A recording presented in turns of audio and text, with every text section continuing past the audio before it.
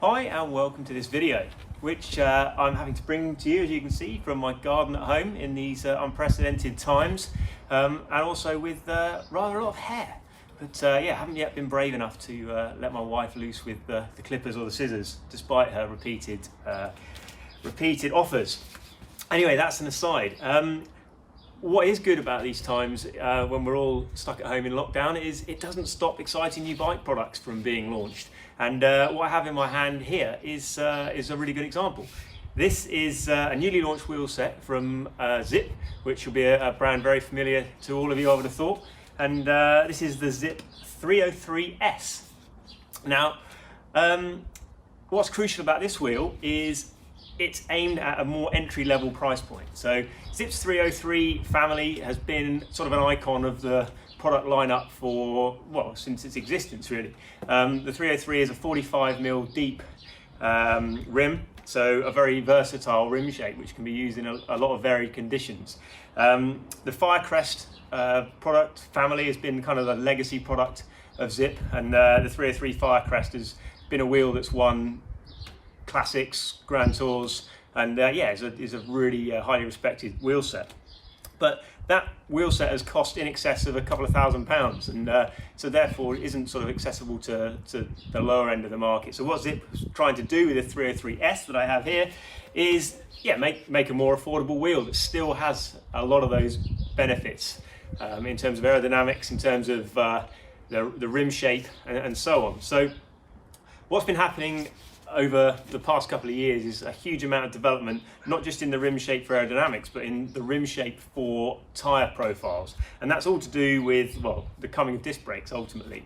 Since we got rid of, for the vast majority of people now, rim brakes, disc brakes has kind of freed up an awful lot of design potential for the rim shape, because without needing a braking surface built into a rim, what you can do is make it so much wider. And what manufacturers and engineers noticed with that was that had a huge impact on the tyre profile. So that's a really important fact that's encapsulated in this new 303S.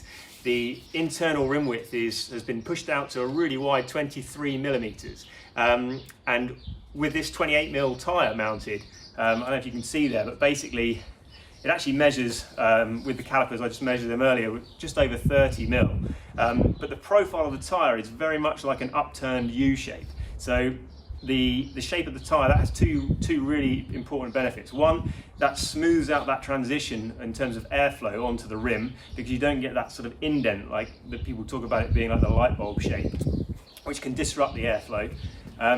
But also the tyre is very much more stable in this kind of structural way, where the sidewalls of the tyre are more upright and parallel. So huge amount of benefit to performance, both in terms of what the tyre can do for you and what the rim can do for you in aerodynamics. With modern tyres as well being predominantly tubeless, and this is a tubeless only wheel set, I should also point out, because it's a hookless rim design, so designed only for tubeless tyres. But that in itself brings additional benefits too.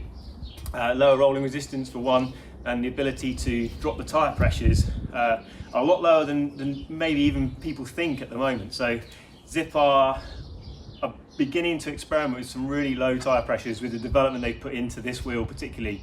And yeah, so that might surprise a few people what the recommendations are. And those are actually in a table in a link below, which will also bring you all the specs and prices and other finer details of this wheel set. But my first experiences, having been riding this now for a couple of weeks, the Zipp has done a fabulous job actually with this wheel set. I'm quite often concerned when premium brands bring out products to sort of hit the entry-level price point or the lower end of the market. You know, there's a reason why Oakley don't sell sunglasses for 20 quid, and there's a reason why Porsche doesn't make 20 grand cars. They specialise in being a premium product, and they like to keep their products premium. So sometimes it can be damaging to a brand to bring out lower end products, but actually there's another way of looking at that in terms of like probably how bike manufacturers do it, which is if you look at a brand like Specialized or Cannondale or Trek, any of those sort of top tier brands, they tend to have so much of the technology that they learn in the top tier product being filtered down into the lower products to benefit everybody. So that obviously is a more positive way of looking at big name brands bringing out products at slightly reduced price points. So yeah, here, I mean, this product is the epitome of that. What Zipp has done with 303S is brought so many of the features that you see in the top flight wheels down into this wheel set, which is actually going to retail at £985 per pair, which, to put that in perspective, that's under half the price of the 303 Firecrest. And obviously you don't get the dimples and some of the other technology, but in terms of rim shapes, weights as well, I mean, this is a 1540 gram wheel set. So yeah, incredibly light for the money.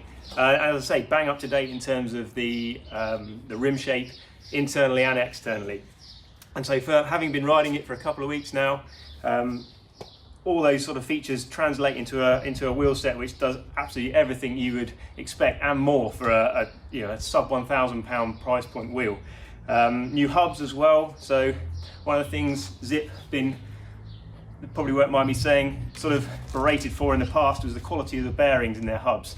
It's okay if you live in California and it only rains a couple of days a year, but in the UK, where we ride in the rain a lot, not currently so much, but yeah, hub bearings do get a hard life. And yeah, Zipps weren't the best in the past, but completely redesigned hubs in this new wheel set, more durability, better seals for the bearings and so on. So center locking mechanism for the disc rotor, so no 6-bolt on these.